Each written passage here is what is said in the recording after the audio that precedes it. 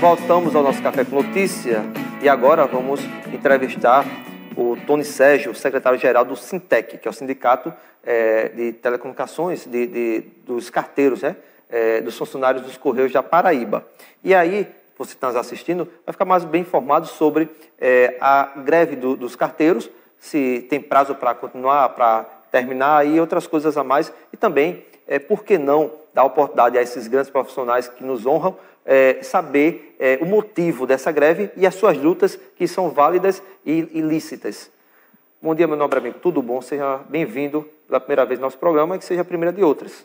Sim, espero, né? Primeiro, agradecer o convite e poder participar e esclarecer a população os motivos que nos levaram a essa greve, né? É uma greve, sim, por tempo indeterminado. Agora, gostaria de registrar que não era nosso objetivo, não precisaríamos estar em greve. Ano passado foi firmado um dissídio coletivo, até após a nossa greve, e esse dissídio coletivo ele deveria acabar no dia 31 de julho de 2021, apenas ano que vem. O que acontece? Pela primeira vez na história, a empresa recorreu ao STF, e o STF, de forma monocrática, através do ministro Dias Toffoli, suspendeu os efeitos dessa validade do acordo. E aí o que aconteceu? A empresa, a partir do dia 1º de agosto, aplicou a retirada de todos os direitos dos trabalhadores. Direitos que tinham mais de 30 anos. Veja bem, mais de 30 anos. Com essa canetada, como a gente diz, ele vai causar um prejuízo ao trabalhador na ordem de 40% a 60% na sua remuneração, né? Direitos históricos estão sendo retirados. E nós tínhamos aproximadamente 70 cláusulas do acordo coletivo e 9 que foram reformuladas.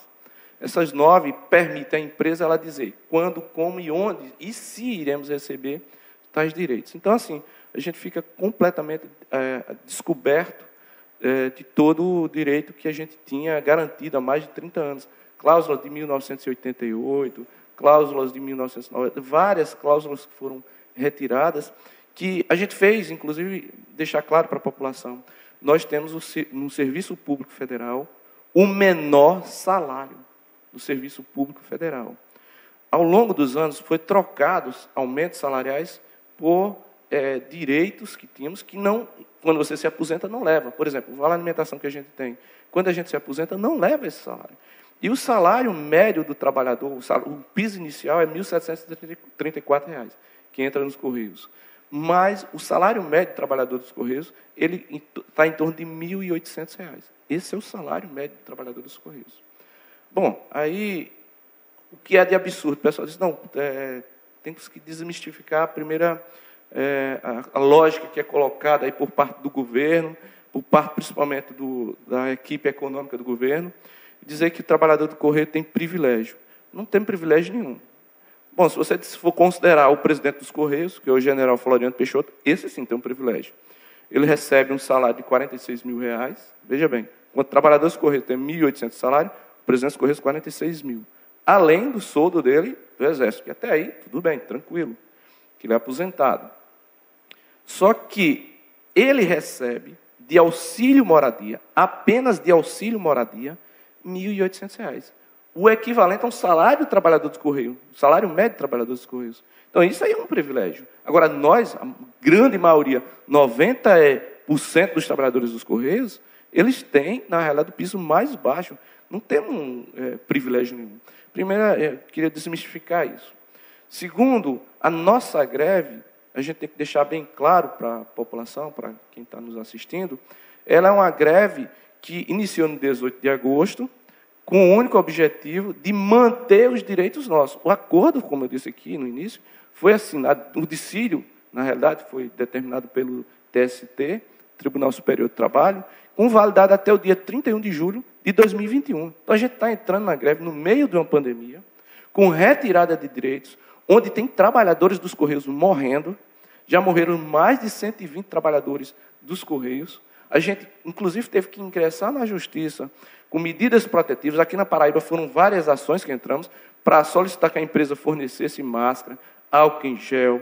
Inclusive, tem agências no interior, principalmente no período de seca, acontece muito isso, que sequer tem água. Tem agência que não tem sabão. A empresa não fornece álcool gel, não fornece máscara, a não ser quando a gente entra com a ação, ingressa com a ação. Inclusive, essa denúncia que eu estou fazendo aqui para vocês agora, eu estou respondendo um inquérito administrativo da empresa, porque eu estou denunciando isso. E a gente tem prova, porque a própria justiça determinou isso. A gente provou nos autos o descumprimento da empresa. Então, quando eu venho à imprensa fazer a denúncia, eles abrem o inquérito administrativo. Eu já estou respondendo 2. Provavelmente o terceiro agora. E é um direito seu como sindicalista. Você faz parte, foi eleito numa diretoria para proteger, para combater, e inclusive proteger e representar a sua categoria. Então, se você está como sindicalista e não tem essa autonomia de voz, de liberdade de expressão, então para que serve? Né? Quer dizer, entrar com a ação daquilo que você está combatendo em prol da sua categoria. E outra, Tony, que eu vejo é o seguinte, e eu fico muito sentido por vocês, porque vocês estão tendo uma luta retroativa, porque vocês estão lutando, não é nem por melhoria, é para segurar o que já conquistou na década de 80, de 90 para cá. Quer dizer, infelizmente, vocês estão dando 10 passos atrás pela a política hoje que os governos federais vêm tomando, porque enquanto muitos lutam por melhoria salarial, que também é um ponto lícito e legal de vocês, mas vocês, além disso, estão lutando por manter direito que já tinha. Quer dizer, por aí você vê. E aí, Tony, a importância dessa empresa Correios e Telégrafo e de cada funcionário que tem nosso carinho e nosso respeito, porque os governantes, e inclusive o atual, é fácil, ele sucateia a empresa, a estatal.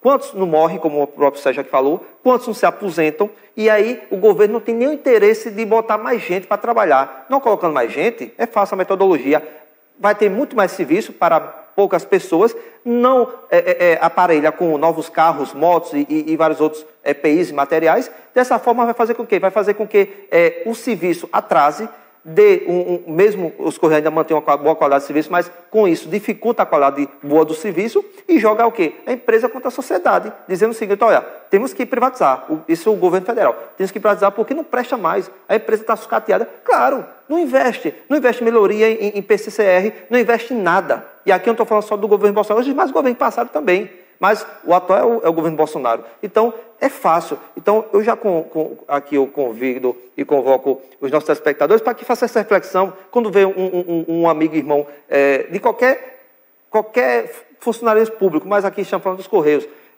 Não dê as costas, abrace, receba com carinho, porque isso é um pai de família lutador que está sofrendo as consequências por melhoria, por dignidade. Dignidade de emprego, dignidade de exercer o seu ofício como funcionário dessa grande empresa que tem ainda nosso respeito, que é os Correios, que eu, particularmente, torço para que não seja privatizado. Porque esquerda e direita, não é esquerda e direita, é dizer, tem que privatizar aquilo que é abacaxi para o governo, mas aquilo que é lucrativo, invista para você ver se a coisa não anda. Inclusive, eu queria registrar quando você falou da questão da lucratividade, os Correios 2017, 2018, 2019 teve lucro de 935 milhões. Detalhe, de janeiro a julho deste ano, no meio da pandemia, teve lucro de 614 milhões de reais. Aí, é superavitário ou não é? Mas tem mais um detalhe. No meio da pandemia, houve um acréscimo de 25% na postagem de encomendas.